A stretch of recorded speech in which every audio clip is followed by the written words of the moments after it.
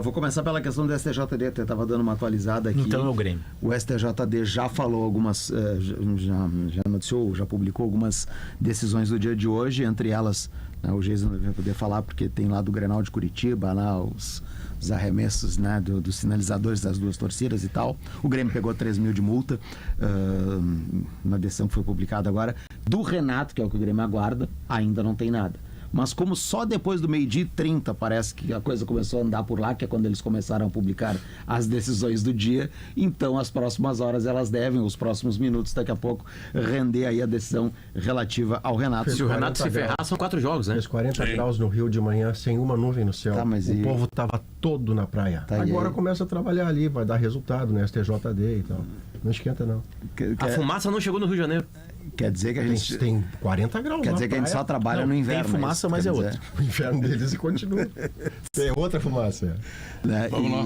Bom, então tem esse aguardo, né, da decisão para saber se o Renato vai ou não comandar o Grêmio no campo contra o Bragantino. Aliás, não só comandar, porque 4 jogos. Suspenso não pode estar no estádio. Na arquibancada. Então, mas ele pode ir pro camarote da direção. Mas não pode manter contato com ninguém, né? Então, né, tem todas essas questões. Mas ele vai, André, de qualquer jeito. Não, se ele não for, é um absurdo. Não, acho que vai. Sinceramente, se ele não for, é um absurdo. Eu não tenho dúvida que vai. Eu tenho dúvida que vai. Até porque tem palestra no hotel. Se eu bem entendi a questão. Eu ouvi na rádio, se não me engano foi o Gabardo. Se eu estiver falando bobagem, Gabardo me xinga. Esse ainda vão decidir se ele viaja ou não. Mas é que se não viajar, daí acabou. Mas não é pela perspectiva de entrar ou não entrar estar com o grupo, estar junto. Sim, presença no comandante. Ele é o comandante. Por isso, palestra no hotel.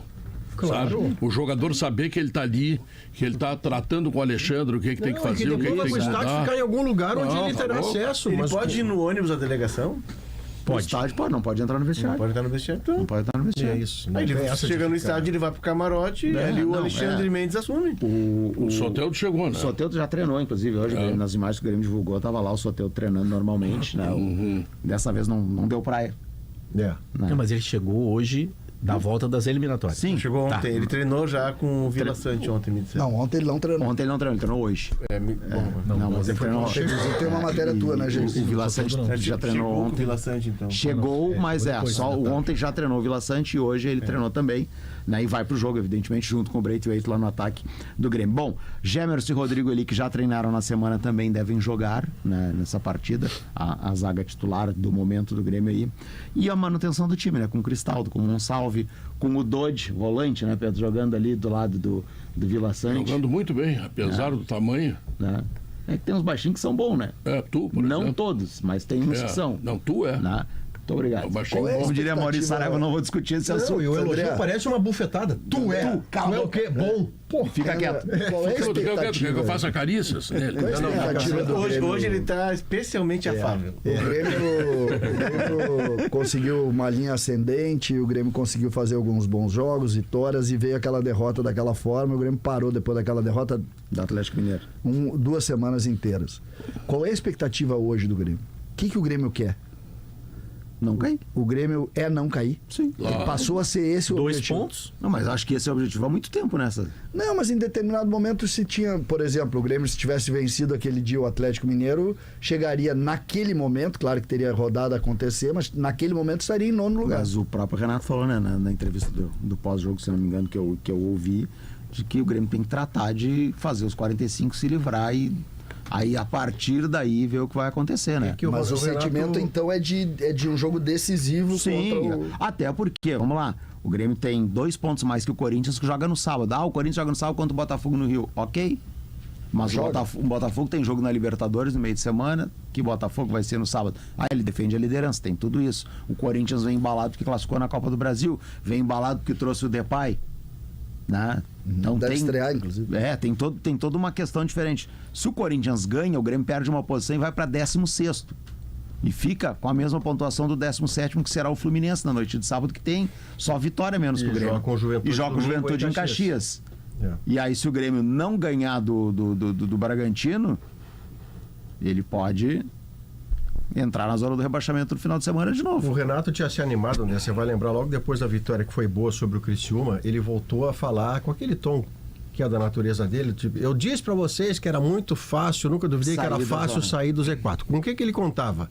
Com um efeito positivo de uma segunda vitória sobre o Atlético e a gente ia parar de falar disso. E o estádio? E a volta da arena. Só que isto não se confirma pelas condições que a gente já conhece, o tipo de derrota que o Grêmio sofreu.